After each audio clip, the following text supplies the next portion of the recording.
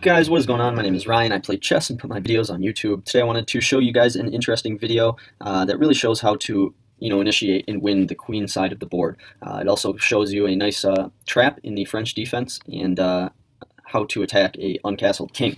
So basically I start off with e4 and he starts off with the French. Now if you know me and you know my videos, I'm a huge fan of the French and I kind of know how to play against it simply because I've been playing against it with the French for many months now.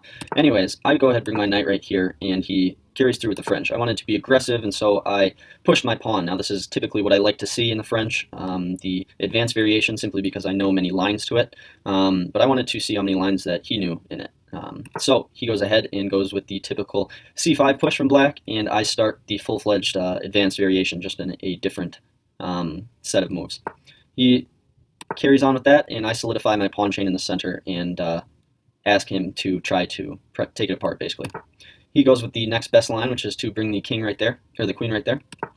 And I threaten a trap in the French defense.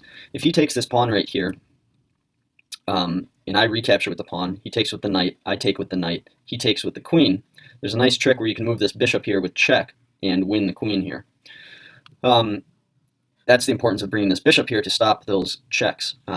He knows this, and so he brought his bishop there. I carry on, and now there's no way for me to defend it, so I go ahead and take.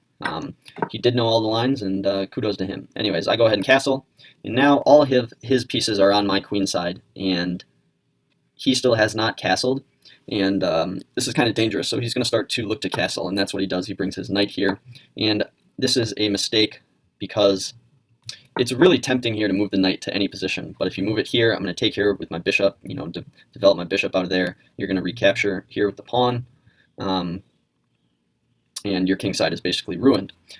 This is the most logical choice in this position, but it blocks in the bishop. He goes ahead and takes again, and I drop my bishop back, so I just won a free knight. I develop another minor piece. He brings the knight back, attacks it twice. I threaten the queen. Now there's 3 attackers on this pawn and nothing I can do. So I ignore the threat and prevent him from castling, the bigger idea right here. I'm +1. I've got an extra minor piece, even though I have basically 0 pawns left at this point. I'm happy playing with more pieces than him. I go ahead and develop my last piece into the game. Notice right now that every single piece has moved at least once, minus the queen actually, but that'll change pretty soon. He goes ahead and takes. I take back with the knight, and he drops back to castle specifically, even though he can't in this position because I would win the knight with my bishop.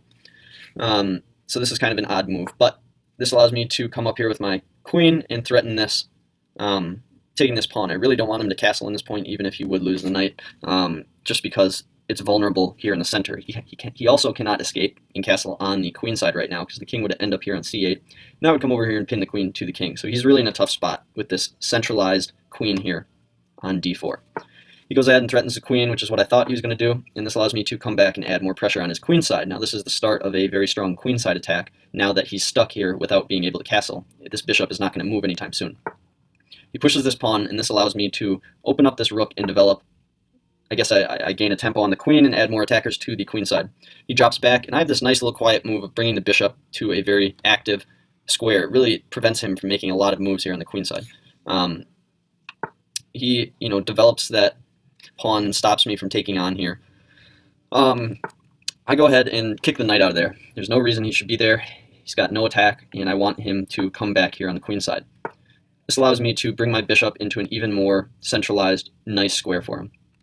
He immediately wants to get rid of that, and so he thinks that taking here with the queen would be, a pretty nice move. Unfortunately, it loses his other bishop because the only defender of this bishop is this knight, which I am attacking, which is also attacking the queen.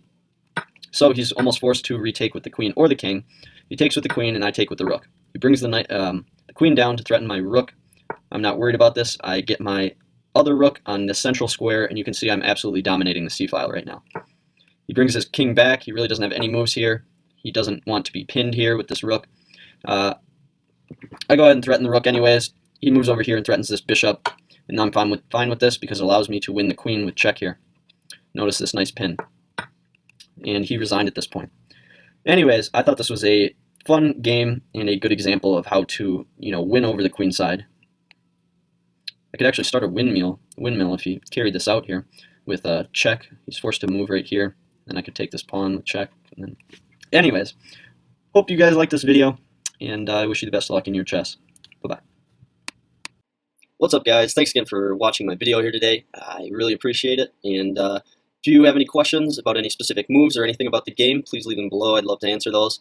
And last but not least, if you got anything out of this video at all, or you just simply enjoyed it, I would highly encourage you to subscribe. It helps me out a lot, and that way you can, get in touch with any future videos that I put out. Anyways, have a good rest of your day, and good luck in your chess.